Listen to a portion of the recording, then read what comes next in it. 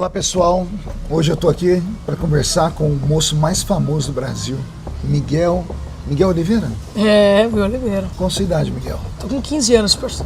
15 anos, você nasceu quando? Eu nasci dia 12 de abril de 2010. 12 de abril de 2010. Miguel, sua família é grande? Como é que é a sua família? É muito grande, mas entre os que da nossa casa, somos em 2 pais e comigo 4 irmãos, né? Tenho meu pai Marcelo, minha mãe Érica, e o Nicolas, a Nicole, o Nicolas e o Isaac. E comigo sou rapa de taxa de caçula, né? Você é o caçulinha? Sou caçula. Tá. O seu pai é evangélico? Infelizmente não. Você me contou que sua mãe está enferma? Isso. Já que tem quanto tempo? Minha mãe está passando por um processo do câncer, né? Desde 2020, né? Faz alguns 5 anos, né, que ela está passando pelo processo da enfermidade. Mas eu creio que Jesus vai curar. Amém. Seus irmãos são evangélicos? Não, ainda não. Qual a sua referência de igreja? Porque você me contou que começou na Deus e Amor, né? Comecei na Deus e Amor. Claro que todo cristão deve ter a oração, a consagração. E eu me inspiro muito na Deus e Amor. Mas mais na Assembleia de Deus, né? Somos assembleanos. Hoje você é membro da Assembleia de Deus? Sou membro da Assembleia de Deus. Seu pastor é o pastor Marcinho? Pastor Marcinho de Carapicuíba. Grande amigo. Ali é Madureira, né? Madureira. Bispo Samuel Ferreira. Bispo Samuel Ferreira. E o bispo primaz, Manuel Ferreira. Manuel Ferreira. Família boa. Miguel, você se tornou aí uma pessoa extremamente conhecida na internet. E eu fico perguntando como é que um garoto da sua idade, porque você é um garoto, desculpa te chamar de garoto, que eu já sou um velhinho, né? Como é que você arruma, como é que você se sente hoje sendo bombardeado? Porque você é bombardeado 24 horas por dia. Como é que é seu dia? Ele fala que é o dia do Miguel. Você acorda, o que você faz primeiro? Eu oro todas as manhãs, peço para Deus segurar meu dia em paz, né? Segurar meu dia em tranquilidade, porque eu nunca sei o que vão criar sobre mim, né? Eu não sei quais são as novas pancadas, eu não sei o que as pessoas vão falar de mim. Falar o que todo mundo fala, isso já é de costume e comum, mas todas as pessoas, quando ela não tem mais o que falar, ela inventa. Então eu peço para Deus segurar meu dia em paz, segurar a minha alma, e depois eu faço meus afazeres do dia a dia. Como é que Estudo. é os seus afazeres? Fala aí. Estudo quando eu vou pregar, né? Quando eu pregava, né? Quando eu estou pregando, preparo um sermão pela manhã, deixo o sermão preparado. Quando eu tenho alguma reuniãozinha, alguma coisa para fazer, algum amigo para encontrar, saio, atendo o telefone. É muitas coisas que eu faço no dia. O que você gosta de comer? Pastor, eu gosto de Mac, pastor. O quê? Eu gosto de Mac. McDonald's? Eu não gosto de almoçar, não, eu gosto de Mac. Meu Jesus, você sabe que isso não tem nenhum tipo de saúde, né? E o que você gosta de beber? A Coca-Cola, né, pastor? Coca-Cola? É de Deus, né? A zero ou não? Não, zero pra lá. Que é açucarada mesmo. Com certeza, é do senhor. O que você gosta de comer como sobremesa? Pastor, cara, sobremesa eu não gosto de pudim, mas eu gosto de aqueles bolos de pote, sabe? Bolo de pote? É bom, né? Isso é coisa de roça, Miguel. Acho que na capital ninguém tem isso não, bolo de pote. Tem queijo com goiabada, ou meio Julieta. Eu gosto, é bom. Tá. Você gosta de TV? Eu não assisto muito TV. Filme, gosta de ir em cinema? Bom, é muito raro eu ir no cinema, já fui muitas vezes ao cinema, mas é muito raro eu assistir filme. Não gosta de filme? Não, eu tenho um sério problema com vídeos muito longos, filme demorado, essa agoniada. Isso aí são pessoas que têm TDAH, né? Você sabe disso, né? Não tem paciência para ver nada. Pra nada. Eu amo filme. Eu viro noites, eu tenho um cineminha meu que eu fiz dentro da minha casa. Tem lá minhas poltronas, minha tela de 130 polegadas. Eu entro lá dentro, assisto 1, 2, 3, durmo, né? Porque agora eu já tô velho, acabo dormindo, mas volto. Assisto 4, 5, 6, assisto tudo. Faz assim, Gabão, faz assim, Gabão. Da Matrix, ó. Achei que ele ia orar por mim e expulsar alguma coisa aqui. Vamos lá, você gosta de ler, Miguel? Eu tenho muito livro em casa. Eu amo ler, tanto que na minha escola eu tenho alguns certificados. Eu, junto com a professora Nádia, na minha escola, eu fazia parte do grupo de leitura da nossa escola, né? Eu fiz parte do Grêmio Estudantil, da Chapa, eu fui representante de sala na minha escola e a gente fazia muitos projetos de leitura. Eu amo ler. particularmente toda vez que eu estou viajando para em alguma parada, sempre tem um livro lá para vender impostos, inconveniências, eu sempre compro para ler durante a viagem. Tem alguma matéria que você gosta de ler? Um livro sobre esse assunto, ficção, leitura, bíblico, devocional, o que você mais gosta? A minha divergência com livros é que eu só tenho a maioria de cunho de aprender, né? Cunho estudantil, digamos assim, e cunho bíblico. A maioria deles são. Eu tenho um livro que eu já li ele mais de 4 vezes. Em meu lugar, o que Jesus faria. É um já livro li esse livro, é muito forte. Eu já li ele umas 4 vezes, por exemplo. E depois de ler, você conseguiu aplicar? Porque esse livro traz um ensinamento forte. Olha, para mim poder suportar essas críticas e não responder ninguém como eu faço, e não revidar, não bater em ninguém, as pessoas me criticar e eu simplesmente agir como eu ajo, apanhar em silêncio como Jesus apanhou como um cordeiro, coloquei em prática tudo que o livro dizia. Você tem ciência de que boa parte das críticas que te fazem, elas têm algum tipo de base? Sim. Você tem consciência disso? Com certeza. Você tem consciência de que você errou algumas vezes? Sim, com certeza. Você tem lutado para melhorar? Claro. Eu disse no Assembleanos de Valor, se o permite, numa entrevista, que eu reconheço os erros que eu cometi e claro que todos eles serão corrigidos, como eu já estou fazendo. E o Senhor, com a ajuda do Senhor, com toda certeza eu vou conseguir corrigir esses erros. Porém, eu entendo que não só erros da minha parte, né? Tem muitas pessoas que erraram no termo passar dos limites, passar dos excessos. Toda a base, todo erro, eles consertam, né? Mas tem pessoas que pensam que o meu erro será consertado se matar o meu ministério, matar a minha chamada, né? Tem pessoas que hoje me preferia ver no mundo do que no altar. Isso dói, isso machuca muito. Faz parte da história. Muito. Eu conheço um obreiro pelas cicatrizes que ele carrega e pela sua estante de livros. Sim. Você já me disse que lê bastante e cicatrizes você já está cheio delas. Qual o seu sonho, Miguel? O que você pensa? O que você projeta? O Miguel daqui 20 anos, se Jesus não voltar. Quando o Miguel tiver 35 anos, o que o Miguel quer? Que Miguel que você quer enxergar lá? Pastor. Miguel solteiro, Miguel casado, Miguel missionário, Miguel empresário, o Miguel polêmico, o Miguel pastor de igreja. Que Miguel que você enxerga? Pastor, eu sempre quis, né, ter uma família. Eu sempre quis ter 4 filhos. 4 filhos? 2 meninos e 2 meninas. Por que 4? Porque o Davi Miranda tinha 4 filhos. Tinha 2 meninas e 2 meninos. Então você se pegando do Davi Miranda. Ah. Mas sabe que dos filhos do Davi Miranda tem uns que são meio pancada, né? Eu falo isso com uma brincadeira. Eu tenho muitos amigos, conheço todos os filhos dele. Tem o Daniel. O Danielzinho. O Daniel é o Daniel não é fora. O Daniel é meio fora da casinha. Se estiver assistindo aí, Daniel, não retiro o que eu disse. Eu passei uma vez, uma madrugada, ele me levou lá dentro da sede mundial para conhecer. E ele me contou, né? Porque ele é muito estudado. O Daniel estudou muito. Muito. Né? E quando você estuda muito, sua mente destrava, né? E você acaba ficando meio louquinho. É. Todo pregador é meio louco, porque lê muito. Então, o Daniel... Você se acha um pouco louco, pastor? Eu me acho muito louco. Eu tô conversando com você aqui, ué. Como é que eu não posso ser louco se eu tô aqui fazendo uma entrevista com o menino mais polêmico do universo hoje, né? Isso é mesmo, pastor. Mas faz parte. Eu acredito assim. Eu sigo a Bíblia. Deus dá oportunidades. Eu tenho uma frase, vão me criticar agora. Tem uma frase que eu vi num filme. Estou tentando lembrar aqui o nome do filme. O filme do professor Xavier, X-Men. X-Men. O professor Charles Xavier disse assim: não é porque alguém cai no meio do caminho e se perde que ele ficará perdido para sempre. Não é porque uma pessoa cai uma vez que ela nunca mais vai se levantar. É muito forte isso. Né? Então, qual é o segredo? O segredo está na humildade. A humildade precede a honra. Sim. Enquanto a arrogância precede a queda. Se você tiver estrutura para passar por esse momento, em oração, ouvir conselhos de pessoas sérias, porque muita gente vai se aproximar de você. Você me procurou umas 5, 6 vezes, não foi? Sim. Eu falei para você, vai chegar o tempo da gente sentar junto e conversar. Porque eu orei muito, porque a sua situação é única. Deus te deu algo diferente. O diabo te odeia muito.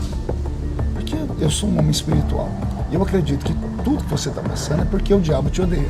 E o diabo não te odeia de graça. Embora o diabo não saiba o futuro, porque ele não é onisciente, O diabo, ele tem a percepção, porque é o maior de todos os psicólogos. Sim. Ele derrubou o primeiro homem que pisou no mundo. Ele teve a audácia de tentar Jesus no deserto. Então quem somos nós na fila do pão? Então o diabo, ele não precisa saber o seu futuro, basta ele de vez em quando pegar Deus te olhando lá do céu.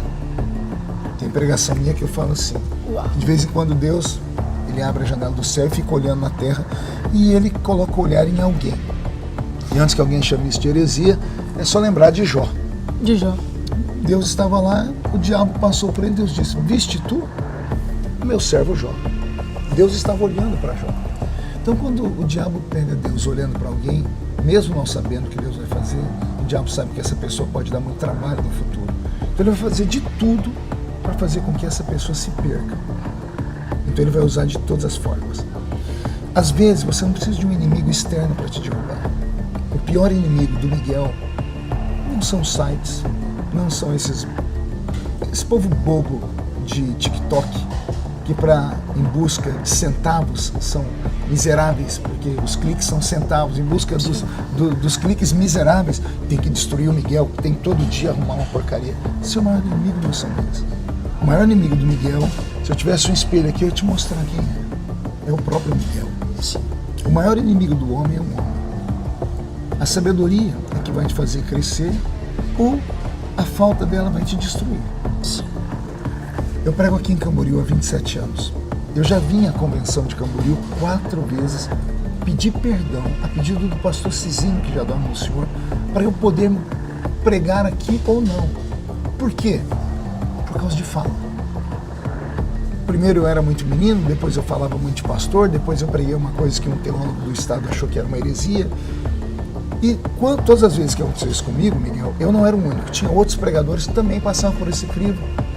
Só que o pastor Cizinho me ligava, Marquinho, filhão, não quero deixar você pregar, mas eu quero que você pregue. Você tem condição de vir aqui pedir perdão? Eu falei, o senhor está mandando, o senhor não pede, o senhor é meu pai, eu vou. Sério, meu filho, sério. Ele falava, poxa, você é o único, porque os outros não querem vir. Porque dizem que não precisam, porque já estão assim, assado. Então, a manutenção de um ministério está na humildade. Ontem eu te dei 3 conselhos. E eu deixei referendado no final. Se você ouvir esses conselhos, você pode ter um futuro brilhante. Se você não ouvir, não só os meus conselhos, mas conselhos de outras pessoas, tenho certeza que o que não te falta agora é conselho. Com certeza. É todo mundo te dando conselho. Mas a decisão é sua. Se você ouvir os conselhos, você pode ter um ministério lindo e imenso pela frente. Porque, como é que eu posso afirmar isso? Eu já tive a sua idade. Você nunca teve a minha. Então eu enxergo com outro olhar. Entendeu? Então, o segredo da sua vitória, Miguel, está em você. Está em você agora pensar um pouquinho, refletir. Você se tornou uma pessoa famosa, onde você for todo mundo quer tirar foto, mas aquilo que eu te falei ontem, tem a fama boa e a fama ruim. O que vão fazer com isso? Se você não se deixar ser usado por ministérios que vão te usar, você traz público, trouxe público, eu já vi você ministrando oferta, o próprio pastor Silas disse que você é um menino inteligente. Sim. Olha só, ser elogiado pelo pastor Silas Malafaia. É muita honra. Não é para qualquer um. Só que ele também deixou um adendo, que é o adendo de todos. Miguel está indo de um jeito que ele está mal instruído. Ou a referência que você tem não tem sido muito boa. Igreja não é casa de negócios. Eu ministrei uma oferta hoje na manhã missionária, mas é uma oferta com propósito. Houve um tempo que me usavam como usam você. Até que eu falei, calma aí. Vocês estão me chamando porque eu prego, porque eu abençoo o povo, porque as pessoas são curadas, salvas, batizadas com o Espírito Santo, ou porque eu levanto uma grande oferta para a sua igreja. E comecei a impor limites. Tanto que hoje eu não ministro mais oferta, é muito raro. Só quando eu sinto a igreja está desabando, o pastor precisa comprar um telhado, como aqui nos Gideões, eu coloco a minha cara e falo, eu preciso. E a credibilidade faz as pessoas entregarem. Fora isso, ninguém mais me usa. Não deixe nenhum ministério te usar. Segundo, o ministério, o Conselho Tutelar não pode te impedir de pregar. Porque a Constituição Federal, no artigo 5º, te dá a liberdade de culto e de crença. Ninguém pode te impedir você de ir num culto e ninguém pode impedir você no seu culto, da sua fé, dar um testemunho ou pregar. Eles não podem fazer isso. Sim. Só que se você for pregar, peça ao pastor que foi lhe convidar, peça para os irmãos desligarem o telefone para minha sobrevivência. Sim. Porque qualquer coisa que filmaram de você vai voltar tudo de novo. E aquele lindo mergulho que eu falei ontem. Mergulhar é você se esconder por um tempo. Alguém vai falar, isso é covardia? Não, não é covardia. Né? O que você prefere, ser um herói morto ou um covarde vivo? É uma pergunta filosófica. Eu sei que o pessoal que assiste aqueles filmes de faroeste, não, eu prefiro ser um herói morto. Pois eu sou mais realista, eu prefiro ser um covarde vivo. Porque hoje eu não tenho estrutura para enfrentar o leão, o inimigo. E se eu recuar e tiver um tempo, e Deus me der novas estratégias, e eu crescer, e eu criar novas formas, me fortalecer, eu vou poder enfrentar o inimigo amanhã. Sim. Faça isso, e seu futuro vai ser lindo. Então, pergunto novamente, o que o Miguel pensa para daqui a 20 anos? Bom, talvez eu venha estar casado, com uma família, reestruturado. E críticas nunca vou parar. Mas... Saber só você, o que você quer sonhar? Esquece os críticos agora. Esquece o que? Você sonha em ser, no ministério, ser pastor? Ser eu queria ser um pastor. Pastor de igreja? Eu queria ser um pastor de igreja. Você acha que você vai ser um pastor bravo ou um pastor legal? Você é um calminho, né? Calminho? Legalzinho. Não, se errar comigo vai tomar perda. Vai. E se você começar a falar para ele, the king, the power, nada disso. Eu vou perder o ministério. Vamos lá, última pergunta para a gente terminar. Você está bem aqui dentro, no coração? Pastor, todo dia eu sou ferido. Todo dia tem uma casquinha que tem uma ferida. As pessoas vão lá e tiram essa casquinha e volta a sangrar. E Deus volta e sara essa casca até cicatrizar. Eu sinto que hoje está cicatrizando. Mas as pessoas são más, né? A fala das pessoas são más. Eu sinto que Deus está me ajudando. Se não fosse Deus que estivesse comigo, nada disso que estaria acontecendo comigo eu já teria suportado. Você já pensou em fazer alguma loucura no meio dessas perseguições? Não, pastor. Não? Nunca pensei. Deus sempre blindou a minha cabeça. Deus sempre me protegeu. É claro que o diabo sempre fala, para de pregar, exclui o Instagram. Só que eu não posso jamais enterrar os dons que Deus me deu. Eu sei que eu sou em Deus. Ele é um falso profeta. Não há uma sequer. Coisas que Deus me usou ou deixou de me usar, que eu me arrependi. Mas o ser humano, ele é mau. Ele é muito mau. Mas Deus blindou a minha cabeça e tem blindado meu coração. Para você ver, olha só. Deus já te usou muito para falar em profecia com muitas pessoas, não foi? Sim. Onde estão essas pessoas para quem Deus usou o Miguel? Que agora é na hora de você dar um testemunho. Poxa, Deus usou ele e aconteceu. Por que vocês não fazem isso? Quantas pessoas Miguel já pregou e Deus usou? Por favor, se você tem um testemunho para contar acerca do Miguel, não tenha vergonha não, defenda. Porque senão, quem cala consente. Então às vezes é preciso ter coragem, falar assim, olha, eu sou fulano de tal, estava na igreja tal, Deus usou Miguel e aconteceu. Porque isso vai ajudando as pessoas a entenderem que Deus ainda usa. Às vezes o profeta, ele extrapola os limites. É da natureza do profeta. Por isso que a Bíblia manda julgar a profecia. Não o profeta. Por quê? Existem 3 formas de você entregar uma mensagem.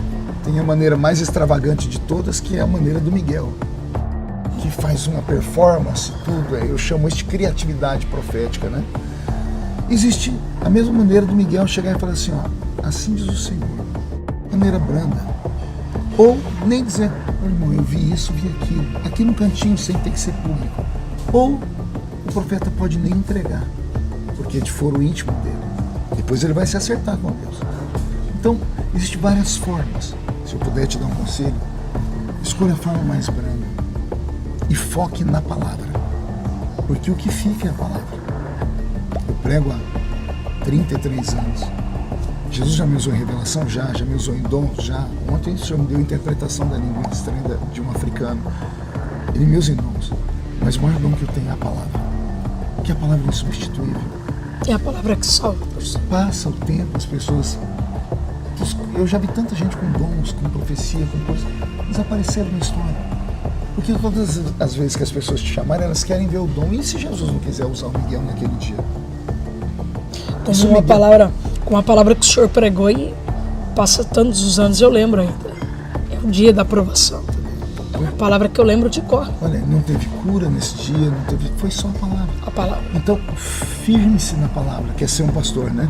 Estude a palavra, faça um curso básico de teologia, depois um curso médio, depois faça um bacharelado, faça um mestrado, um doutorado, porque essa é a sua área. Então, estude. Tire os vícios, você já viu tudo que é ruim. Então, você já percebeu que você veio com uma escola que o povo não aceita. Que é a escola da extravagância, essas coisas. Então, você pode se reorganizar. E assim fazendo, Deus vai te dar um mistério lindo. Você tem um amigo aqui, você tem Mais que um amigo, não, um pai. Obrigado por me chamar de pai, então eu posso puxar a orelha de vez em quando. Ah, com certeza aqui, ó. Vou puxar, porque agora o pessoal vai falar, pastor Marco, tá? Eu não, quem sou eu para ser seu professor? Eu nem tenho tempo para isso. Mas o que você precisar, pode me ligar. Tá? Você tem meu telefone, você tem minhas redes sociais, você tem o meu coração acima de tudo. Agora, nunca deixe a noiva se apaixonar por você. A noiva é a igreja. Lembre que a noiva tem um noivo, que é Jesus. Nunca explore a noiva, porque a noiva tem um noivo. E lembre que um dia nós vamos ter que dar conta de tudo isso. Fazendo isso, seu futuro vai ser brilhante. Fala, Miguel. Aí. Miguel Oliveira, Deus te abençoe. Eu conclamo você do Brasil que assistiu aqui pacientemente. Ore pela vida dele. O senhor que é pastor mais velho, quiser depois falar com o Miguel, tenho certeza que ele vai te ouvir. É um menino humilde, tá bom? Tamo juntos. Valeu, Brasil.